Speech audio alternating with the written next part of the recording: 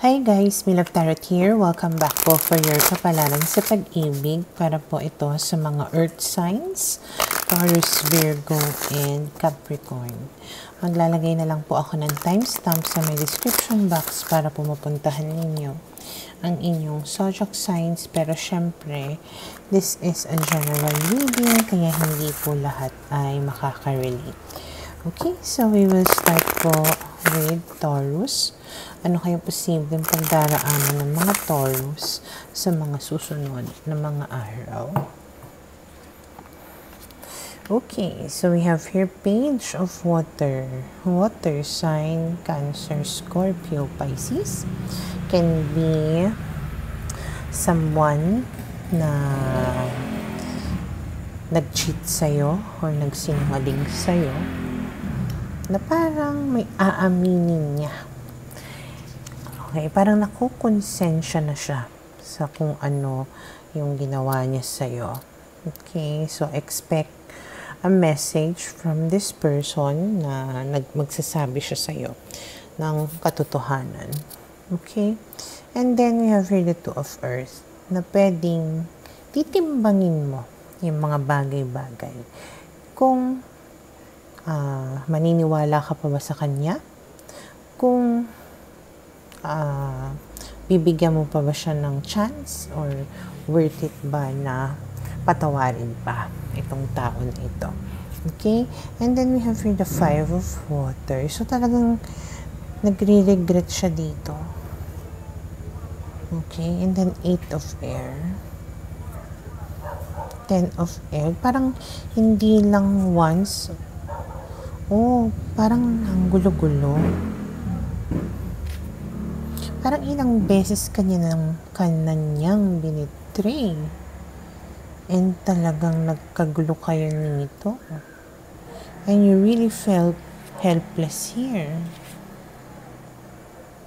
Pero ewan ko, suddenly, nag-guilty siya sa mga pinaggagawa niya sa'yo. At parang makakamtan mo yung hustisya. Okay.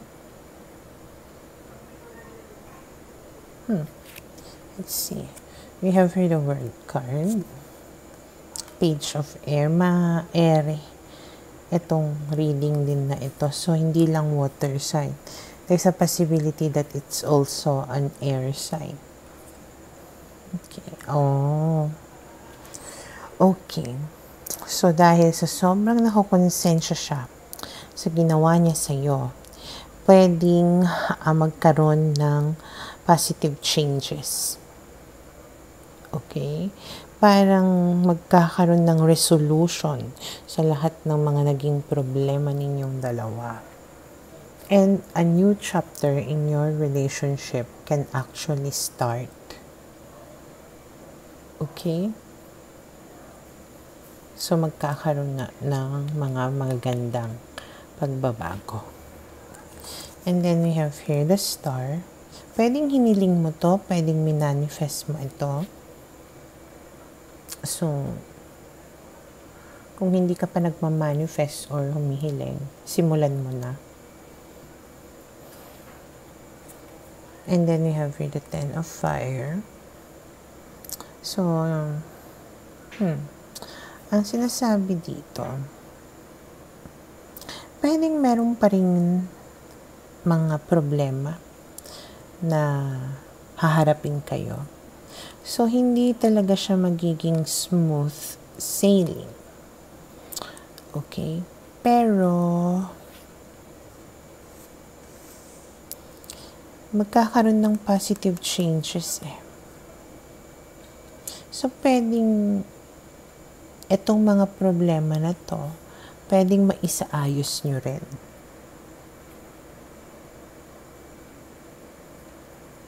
Okay, kung dati sinusolo mo yung mga responsibilities or mga problema, pwedeng this time matutulungan ka na niya. Okay?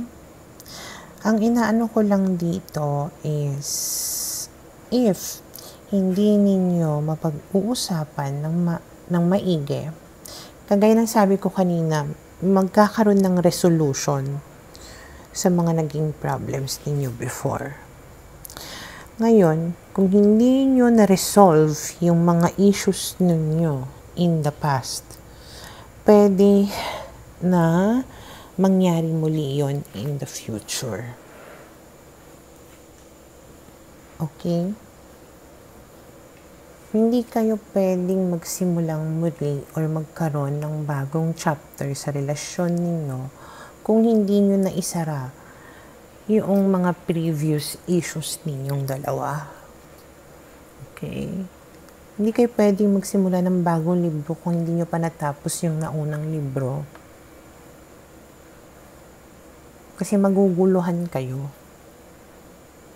Babalikan at babalikan ninyo yung mga problema doon sa nakaraan ninyong dalawa. So, kailangan nyo munang ayusin yon para hindi ninyo mabitbit dito sa future ninyong dalawa. Okay? Because there is still a chance here na kapag nabitbit ninyo yung problems ninyo, you will still end up being alone or sad. Okay? So, for now, ito yung nakikita ko na posibleng mangyari sa mga Taurus.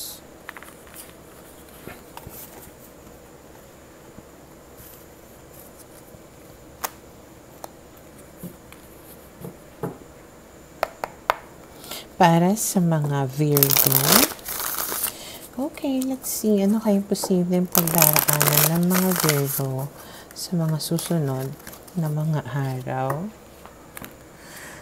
Okay, so we have here the Sun, Hermit, Page of Water, Four of Water. Okay, so based sa nakikita ko dito, parang you will find happiness in your lonesome. You will find happiness in your sadness. Parang mali. Hindi, sa iyong pag-iisa, parang matatagpuan mo ang kaligayahan. Okay, or pwedeng you will be happy being alone. Being by yourself, enjoying yourself, ganyan. Pero, meron isang tao dito na water sign na pwedeng nakakamiss sa iyo. Okay? Or baka kayo yung nakakamiss dito sa tao na ito. Pero, kung siya yung nakakamiss sa inyo, may chance na mag-reach out yan sa'yo, mag-message at sabihin, namimiss kita. Okay? And then we have here the Four of Air, the Six of Water, the Five of Water, and the Two of Air. Okay.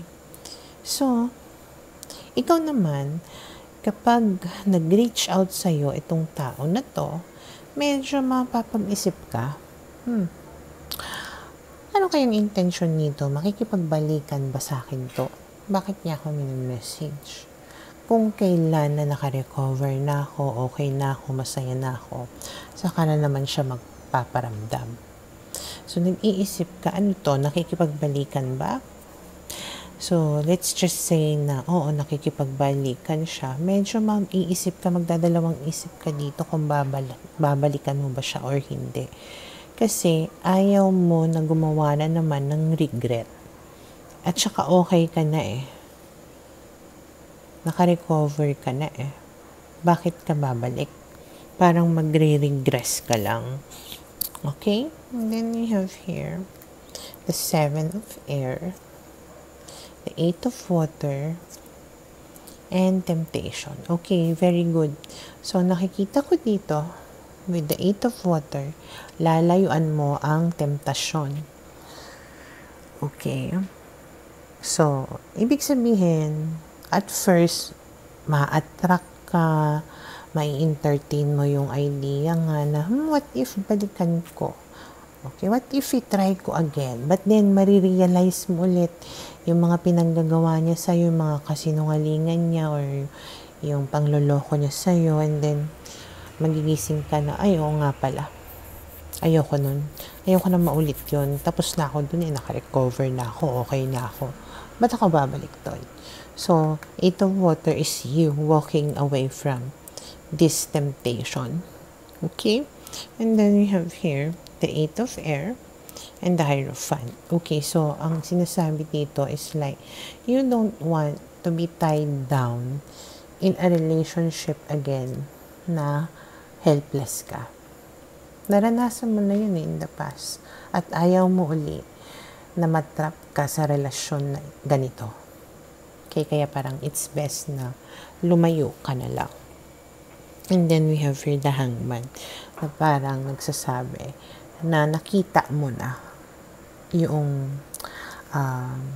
you saw the light or you saw the other side of things. Ganyan. Kasi dati, nung time siguro na in love ka pa sa tao dito, talagang wala kang ibang nakikita eh. Okay? Or pwedeng nagbubulag-bulagan ka eh. Pero this time, since naka-recover ka, mas na-appreciate mo yung sarili mo, nalaman mo yung self-worth mo, okay, pwedeng nakita mo ng mas maigi ang mga bagay-bagay sa iba't ibang anggulo na namulat ang iyong mga mata.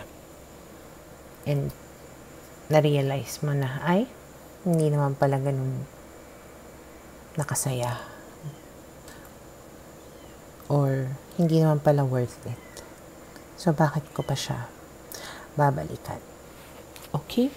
So, ito yung nakikita ko na posibleng mangyari sa mga Virgo.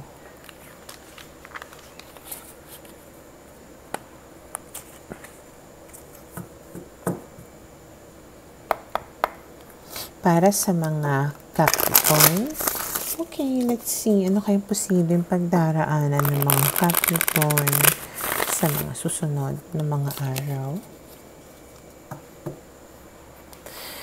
Okay, so we have here the 10 of Earth, the King of Earth,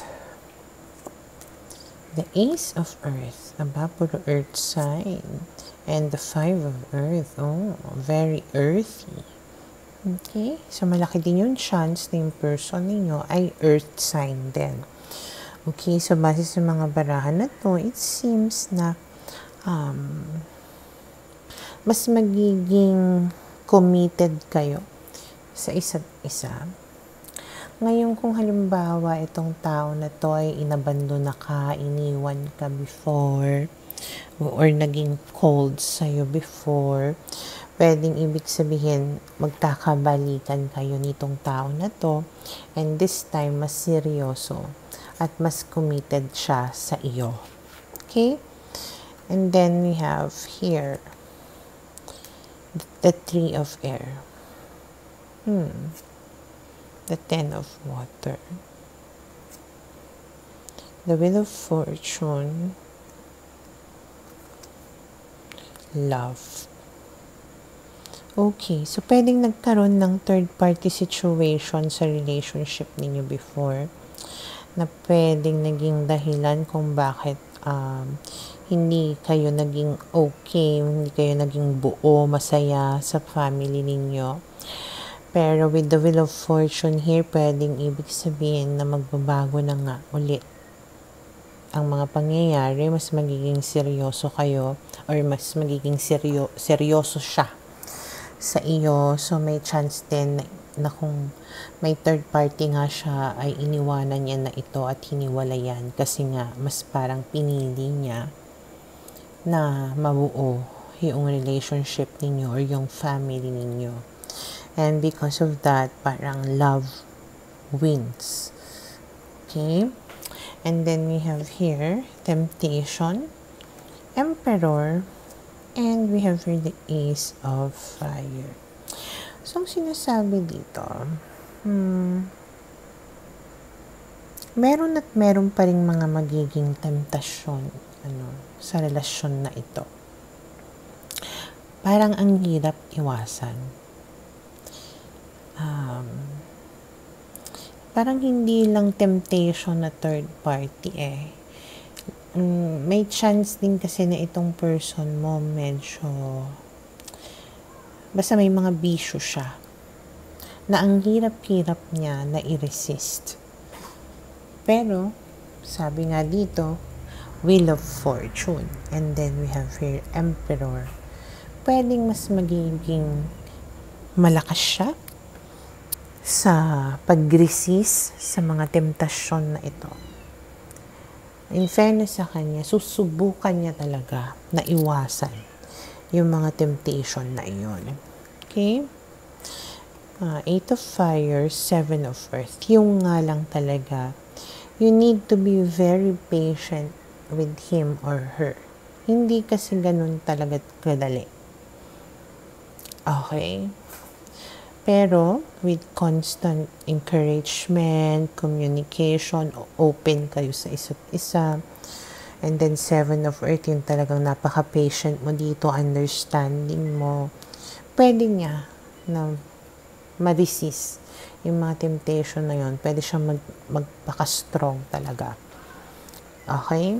And then we have here, kasasabi ko lang, patience. So, paulit-ulit ko sinabi, patience. All you have to do is be patient. Okay? Especially, kung makikita mo yung effort niya talaga na magbago at iwasan itong mga temptasyon na ito.